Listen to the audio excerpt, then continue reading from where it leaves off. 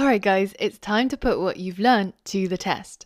Now in this project, we're going to be doing a little bit of mail merging. So mail merging is where you take something like what we have, a list of names, for example, and we want to insert each of these names into a letter. So instead of saying, "Dear name, you are invited to my birthday this Saturday," it should say, "Dear," and then it would replace that with whatever is here. Take a look at this example file.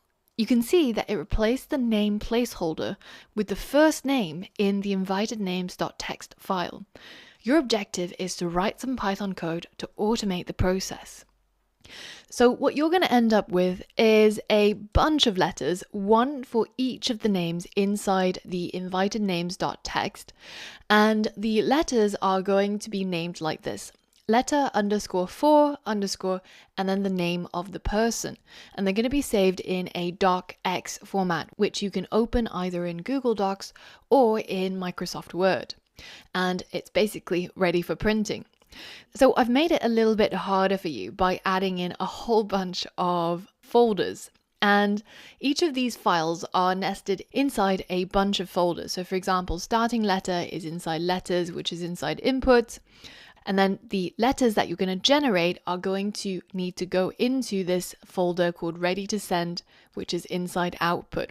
And no cheating. I don't want you moving around any of these files. You're going to be using what you've learned about directories and file paths to do everything without needing to drag and drop or move anything around manually. I've got some starting files for you. So the first thing I want you to do is to go to the course resources and download the zip file, which will be your starting project code. Once you open it within PyCharm, it's going to ask you to configure the interpreter.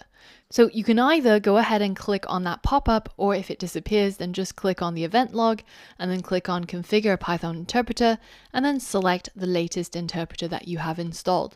So in my case, it's 3.8, but by the time you're watching this, it'll probably be 3.9 or even later. And once that's done, then you can go ahead and have a look inside main.py.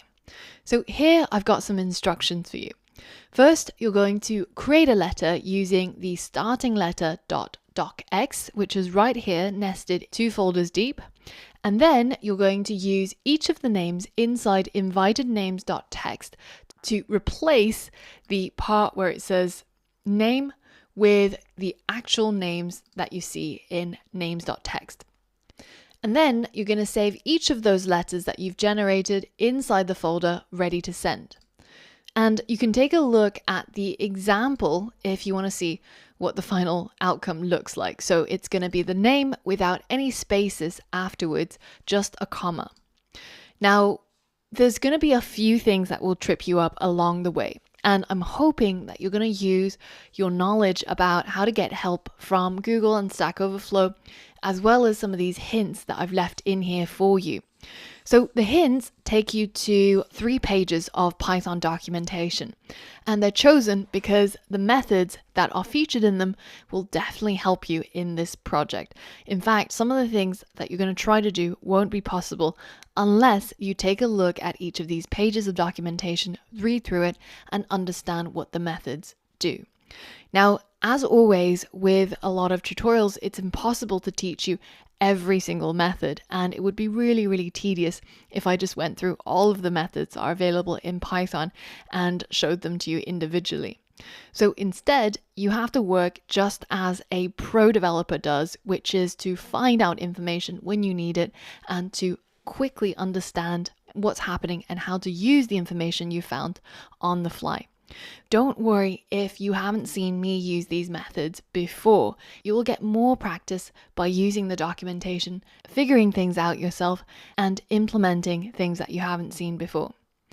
Once you're ready, go ahead and take a look at each of these links, see what each of the methods I've linked to does, and then go ahead and try to tackle this challenge.